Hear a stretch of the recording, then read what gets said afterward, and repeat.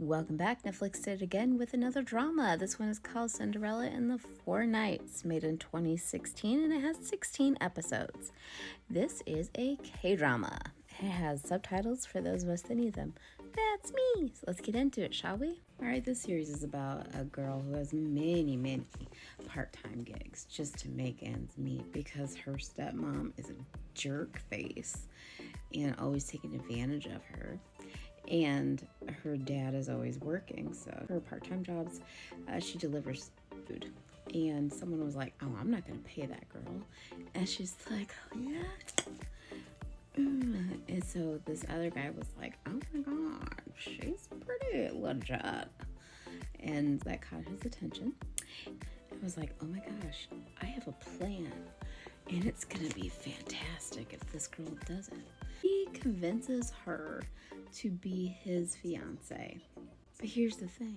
He wanted to make a mockery of his grandfather's marriage because it was at his wedding.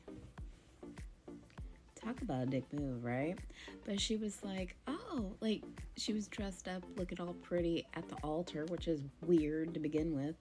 And he was like, oh, this is my fiance at like the freaking altar. And was like, no, man, we ain't doing this. And she made him bend down and, be like, hey, man, I'm sorry. And the grandfather was like, all right, nice. Because little does she know that there's 3 cousins that live in a house that don't even get along. Like, they're like oil and vinegar. And the grandfather took note of that. And he's like, oh, she could make him act right. I wonder what she can do with the rest of them. So he convinces her to move in and work for him, and he will cover all of her expenses for college, which is what she wants to do, because this girl's she hasn't even graduated high school at this point. She hasn't gotten her certificate. And so she moves into a house with 3 guys. So even though she was basically fiancéed into this house because the grandfather thinks that that's really the fiancé, okay?